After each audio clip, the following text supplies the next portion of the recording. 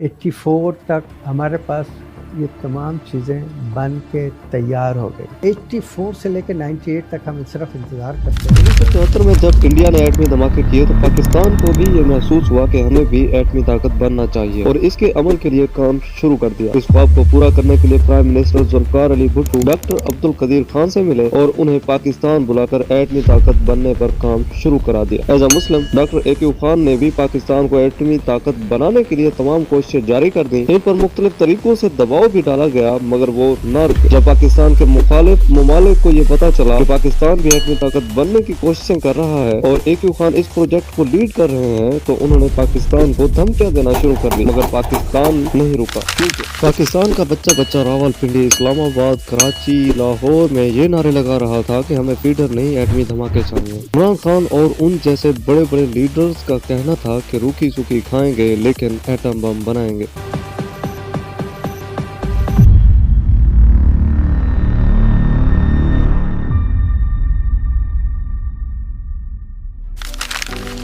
जुल्फिकार अली भुट्टो के बाद इस प्रोजेक्ट को खुफिया तौर पर जनरल जियाउल हक ने जारी रखा जिस पर इंडिया ने इजराइल के साथ मिलकर पाकिस्तान को बहुत सी धमकियां दी, बाहर से मिलने वाली तमाम इमदाद को भी अपनी साजिशों से रुकवा दिया। और फाइनल जब पाकिस्तान अपनी कामयाबी के बहुत करीब था तो जनरल जियाउल हक को धमकी दी गई कि अगर काहूटा का प्रोजेक्ट बंद न हुआ तो पाकिस्तान के दारुल हुकूमत इस्लामाबाद पर इजराइल के साथ मिलकर मिसाइल गिरा देंगे, जिस पर पाकिस्तान ने कुछ सालों के लिए अपना प्रोजेक्ट बंद कर दिया और ये सिलसिला चलता हुआ मियां मोहम्मद नवाज शरीफ दौरे हुकूमत तक आ गया। ना मंदिरों में घंटियां बजेंगी, ना घास उगेगी, ना चिड़ियां चहकेंगी, आपने धमाका किया, हम धमाका करने जा रहे हैं।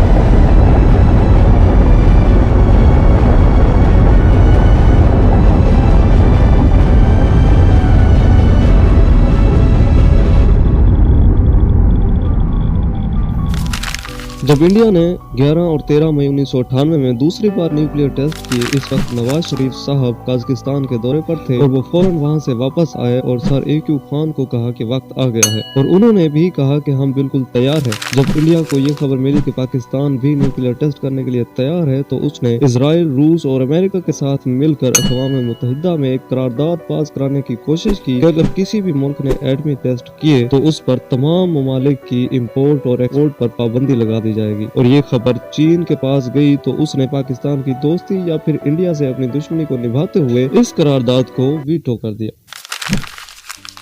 क्या हुआ? सिर्फ इतनी साजिशों पर हैरान रह गए? एक और आपको इससे भी ज्यादा इंटरेस्टिंग हिस्ट्री बताता हूँ कि पाकिस्तान के एटॉमिक न्यूक्लियर टेस्ट से सिर्फ 4 दिन पहले यानी 24 मई 1998 को PIA के एक त्यारे ने सुबह से कराची के लिए उड़ान भरी और गवादर में कुछ मुसाफिरों को लेने के बाद कराची के लिए परवाज कर गई। टेक ऑफ होते ही उन 3 मुसाफिरों ने हथियार निकाल लिए और त्यारे को यरगमाल बना। उन्होंने पायलट से कहा कि त्यारे का रुख भारत की तरफ करें। इस हवाले से hijackers Bombay air control tower से राब्ते में थे। उन्होंने त्यारे को बम्बई के करीब एक इलाके जोधपुर में लैंड होने की इजाजत भी दे दी, लेकिन पाकिस्तानी पायलट्स त्यारे को भारत में लैंड होने से किसी भी कीमत पर रोकना चाहते थे।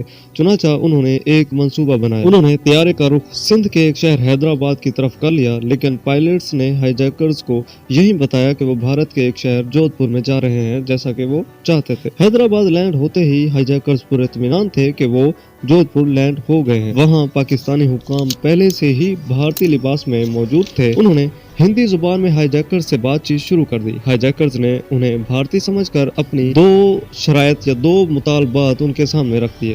पहला, पाकिस्तान चागी पहाड़ी में न्यूक्लियर टेस्ट करने से दस्तबरदार हो जाए और दूसरा, बलूचिस्तान हुकूमत के रुके हुए फंड्स को दोबारा बहाल किया जाए। पाकिस्तानी हुक्काम ने हाईजैकर्स को कायल किया कि खवातीन और बच्चों को रिहा करके मुज़ाकरात त्यारे से बाहर किए जाएं और वो खुशी खुशी इस बात पर मान भी गए। इनके ऐसा करते ही कमांडर्स ने फौरन एक्शन लिया और तीनों हाईजैकर्स को जिंदा पकड़ लिया। बाद में ये मालूम हुआ कि तीनों हाईजैकर्स भारतीय एजेंट्स थे जो कि गवादर एयरपोर्ट से सिर्फ 1 लाख रिश्वत देकर असले समेत त्यारे पर सवार हुए थे। इनका मंसूबा पाकिस्तानी पायलट्स की अक्लमंदी के तहत नाकाम हो गया और इंडिया को मुंह की खानी पड़ी। बिलाखिर बहुत सी मुश्किलात और पानी की तरह पैसा बहाने के बाद पाकिस्तान ने भी 28 मई 1998 को अपना पहला कामयाब जौहरी टेस्ट चागी के पहाड़ों में 5 एटमी धमाके करके कर दिया और दुनिया को बता दिया कि अब वो भी एटमी ताकत बन चुका है। और इस वक्त पाकिस्तान की तमाम माली इमदाद बंद हो चुकी थी और पाकिस्तान खुद को एटमी पावर्स बनाने के लिए $3.5 बिलियन खर्च कर चुका था और ये सारा खर्चा 1974 से 1998 तक हो गया था और इस वक्त तक पाकिस्तान पर $32 बिलियन का कर्जा चढ़ चुका था। फिर तब से आज के दिन तक पाकिस्तान अपने बजट में से $900 मिलियन हर साल न्यूक्लियर वेपन्स पर खर्च करता है और ये नंबर हर साल इंक्रीज होता जा रहा है, जो कि एक मुश्किल हालात से गुजर है मुल्क की इकोनॉमी के लिए बहुत बड़ी और खतरनाक बात है। और ये सिर्फ पाकिस्तान ही था कि जिसने अपना सर अपने तमाम मुस्लिम ममालिक में से फख्र से ऊंचा कर दिया और उन तमाम मुस्लिम ममालिक ने उस वक्त पाकिस्तान की मदद भी की थी, जिसकी वजह से एक फुल्ली आर्म्ड पर कमजोर मुल्क सरवाइव कर पाया। अब आप खुद सोचिए कि जब एक मुल्क अकेला इतनी सारी मुश्किलात के साथ लड़ेगा और इसके सोर्स ऑफ इनकम भी लिमिटेड होंगे और इस पर पाबंदियां भी हर तरफ से होंगी और इसके अंदर बहुत ज्यादा पॉलिटिकल इंस्टेबिलिटी और जासूस भी होंगे और वो इतने बड़े प्रोजेक्ट पर काम भी कर रहा होगा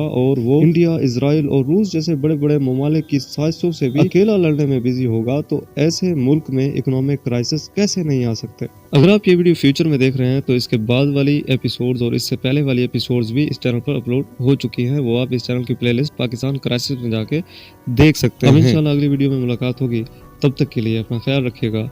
अल्लाह हाफिज।